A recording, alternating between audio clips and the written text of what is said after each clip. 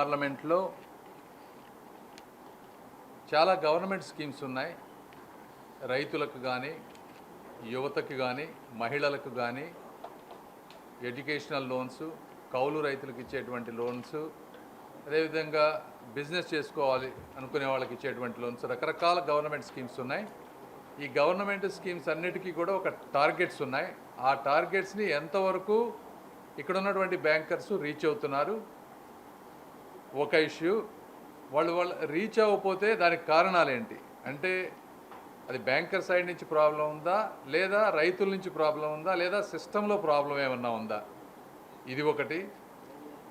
అలాంటి ఇష్యూస్ ఏమైనా ఉంటే బ్యాంకర్ సమస్యలు తీసుకొని వాళ్ళకి ఏ విధంగా గవర్నమెంట్తో కోఆర్డినేట్ చేసి సెంటర్ కానీ స్టేట్లో మనం వాళ్ళ ఇష్యూస్ రిజాల్వ్ చేయటం.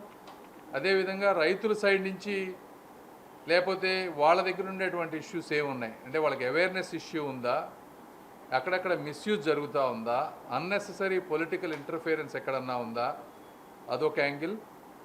దాంతోపాటుగా ఈ బ్యాంకుల్లో అన్క్లెయిమ్డ్ అమౌంట్ గుంటూరు ప్రాంతంలో దాదాపుగా 149 crores అన్క్లెయిమ్డ్ అమౌంట్ ఉంది.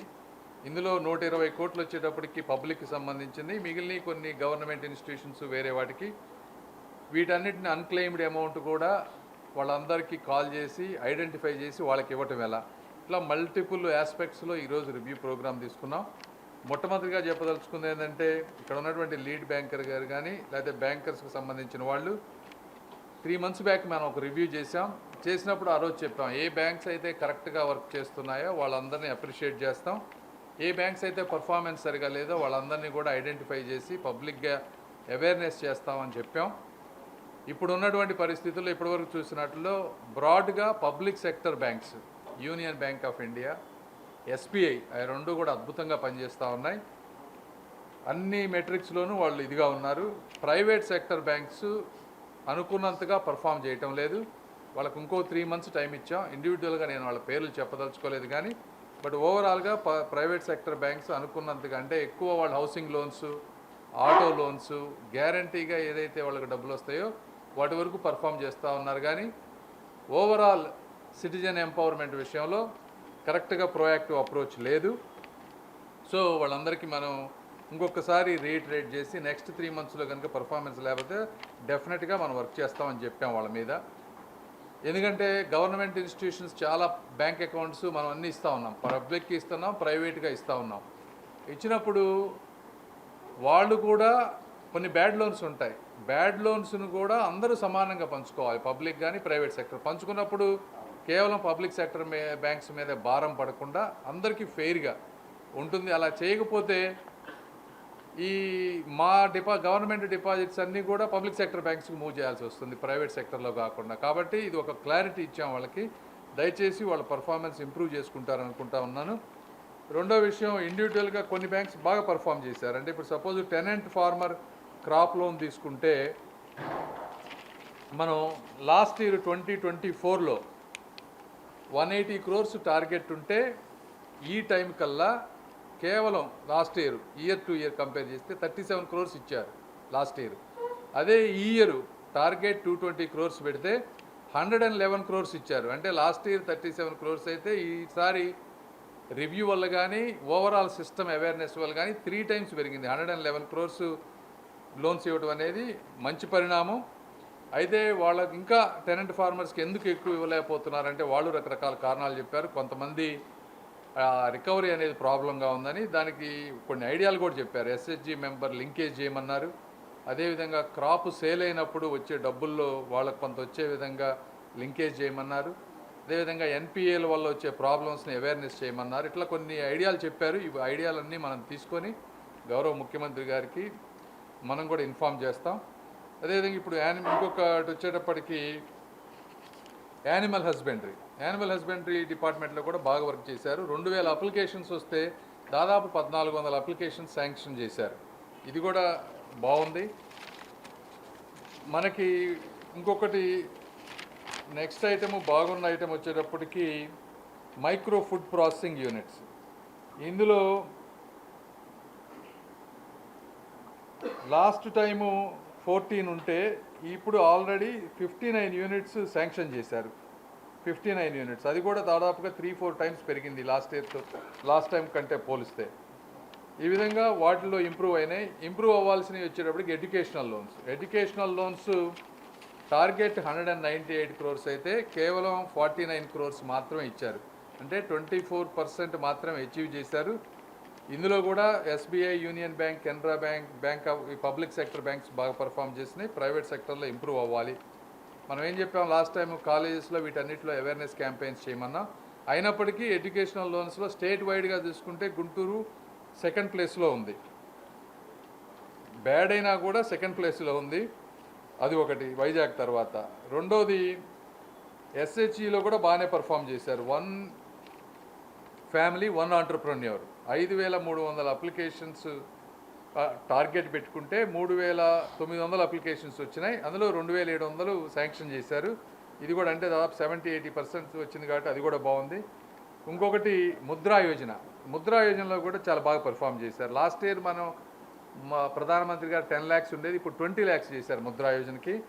ఇందులో 684 యూనిట్స్ గుంటూరులో శాంక్షన్ చేశారు. Number 1 in state. సో అది కూడా నేను చేసిన వాళ్ళందరినీ మనస్ఫూర్తిగా అభినందిస్తూ ఉన్నాను.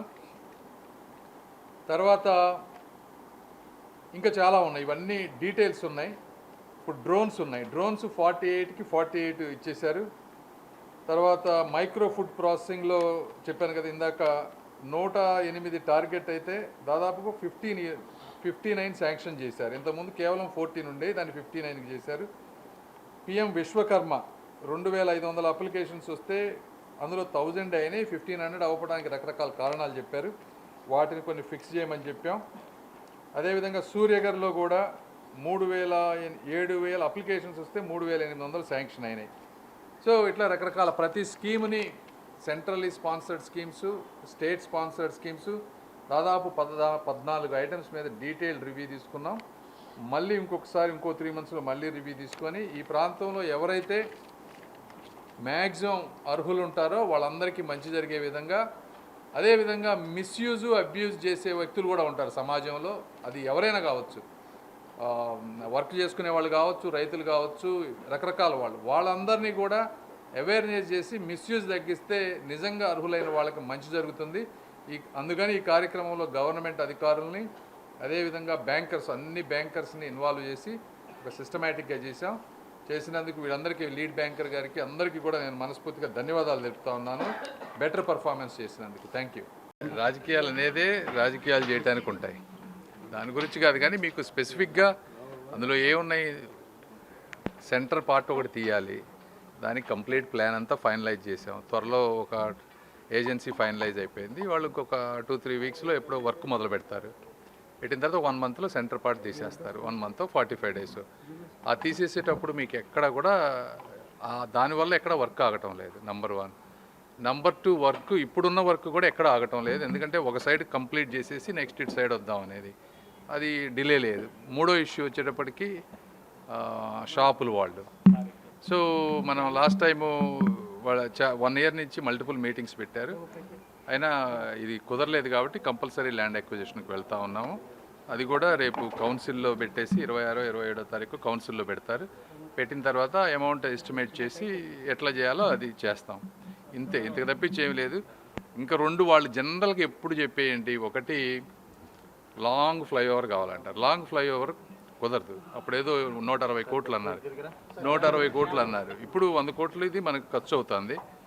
ల్యాండ్ ఎక్విజిషన్ కాస్టు ఇప్పుడు ఎక్వైర్ చేసి ఇంకో 30 కోట్లు అవుతుంది. 30 కోట్లు municipal corporation, local state government నుంచి పెడతాం. అంటే ఎంత 130. ఇవి కాకుండా ఆల్రెడీ మనం కొంత డబ్బులు ఖర్చు ఇచ్చున్నాం. టీడీఆర్ బాండ్స్ అవి అప్రాక్సిమేట్ నాకు కరెక్ట్ దగ్గర ఇంకో 10-20 కోట్లు ఉంటుంది. అంటే టోటల్గా వచ్చేటప్పటికి 150 కోట్లు అవుతుంది. ఇది కూడా మీకు కాస్ట్. అలా అని చెప్పి మనం ఫ్లైఓవర్ అక్కడి నుంచి వాళ్ళే చాలా ఎక్కువ పెద్దదేయమంటారు. ఇప్పుడు ఈ షాపులు వాళ్ళే చాలా జీవనాధారం కోల్పోతున్నారని బాధపడుతున్నారు. ఇంకా ఎక్కువ చేస్తే ఏమవుతుంది, ఎక్కువ షాపులు పోతాయి. మన పర్పస్ ఏంటి, రైల్వే గేటును దాటి వెళ్ళటం అనేది ఇక్కడ మెయిన్ పర్పస్. కాబట్టి ఇంతకుముందున్న బ్రిడ్జ్ కంటే కూడా డబల్ చేస్తున్నాం మనం. సో ఆల్రెడీ డబల్ చేస్తున్నాం. మినిమం డ్యామేజ్ తోటి ఇబ్బంది లేకుండా చేస్తూ ఉన్నాం. ఇది ఇంకొకటి ఏంటి, మాకు ఆర్యూబీ కావాలంటారు. ఇంతకుముందు కూడా నేను చెప్పాను, ఇది 70 ఏళ్ల క్రితం కట్టినటువంటి బ్రిడ్జి. ఆర్యూబీ అక్కడ తీయలేము. తీస్తే ఇది కనుక పడితే చాలా ప్రాబ్లం అవుతుంది. ఎందుకంటే ట్రైను ఇప్పుడు ఆ సెంటర్లో బ్రిడ్జ్ని తీయటానికే 3 క్రేన్లు వాడుతున్నాం. 500 టన్స్ పెట్టేది ఒకటేమో 300 టన్స్, ఒక బ్యాకప్ క్రేన్. ఎందుకంటే ఆ బ్రిడ్జ్ కింద అంతా ఎలక్ట్రిక్ వైర్స్ ఉన్నాయి. అదేదన్నా ఎన్నో 120 ఎన్నో ట్రైన్స్ పోతాయని చెప్పారు, కరెక్ట్ నెంబర్ గుర్తులేదు. ఒక రోజుకి ఏమాత్రం తేడా జరిగినా కూడా కొన్ని వేల మందికి, లక్షల మందికి ప్రయాణం ఇబ్బంది అవుతుంది. కాబట్టి దాన్ని పర్ఫెక్ట్గా ప్లాన్ చేయాలి. గబక్కన మనం ఆర్యూబీ కట్టేసి ఏది పడితే అది చేసేస్తే అది అయ్యేటువంటి పరిస్థితి కాదు. కాబట్టి ఫస్ట్ ఆర్ఓబీ కడతా ఉన్నాం. వాళ్ళు అడిగిన ఆర్యూబీకి ఒరిజినల్గా ప్లాన్లో సింగిల్ పిల్లర్ తోటి మేము వెళ్ళేవాళ్ళం. సింగిల్ పిల్లర్తో వెళ్తే నాకు ఇంకా 6 నెలల ముందు వర్క్ అయిపోయేది. ఇప్పుడు వాళ్ళు అడిగారని చెప్పి 4-5 సార్లు మాట్లాడి ఆర్యూబీ ప్రొవిజన్ ఉండే విధంగా యూ షేప్ తీసుకున్నాం మనం పిల్లర్స్. వాళ్ళు చెప్పిందే, షాపులు వాళ్ళు చెప్పిందే పాటించి వాళ్ళకి కావాల్సిన విధంగా ఆర్యూబీ ప్రొవిజన్ ఇచ్చి మరీ ఈ రీడిజైన్ చేసాం. చేసేటప్పటికి యూ షేప్ పిల్లర్స్ తోటి 2 సైడ్లు ఈ గుంతలు తీయటం, ఫౌండేషన్ వేయటం వర్క్ ఇంకా కొంచెం, లేకపోతే ఇంకా 1.5 ఇయర్లోనే మేము కంప్లీట్ చేయగలిగాం. సో ఇవి వాస్తవాలు, ఇందులో వేరేది ఏమీ లేదు, దాపరికం ఏమీ లేదు. అలానే నేను పర్సనల్గా వ్యక్తుల మీద వెళ్ళాను. ఏదైతే రాజకీయం చేస్తున్నారో అప్పుడు 2 రోజులకు సరే, మీకు లాస్ట్ టైం చెప్పాను కదా. ఇప్పుడు అంబటి రాంబాబు గారు కూడా ఆయన అంతటా ఆయనకి తెలియదు, ఇక్కడ ఈ గుంటూరులో ఉండే వాళ్ళకి వాస్తవాలు తెలుసు. నేను ఆ రోజు అమరావతి మీద జగన్మోహన్ రెడ్డి గారు ఇట్లా కంటిన్యూస్గా విషయం కక్కుతున్నారు అనేటప్పటికీ నేను అనుకోవటం ఏంటంటే ఆయన్ని మీరేం మాట్లాడలేదు అనేటప్పటికీ ఆయన వచ్చి మాట్లాడారు. కానీ పెద్ద వాటి గురించి మనం పట్టించుకోవాల్సిన అవసరం లేదు. Thank you. Local to global news at your fingertips. మీ చేతిలో ఒక ఆయుధం. Download raw TV app. Media legend Ravi Prakash is back.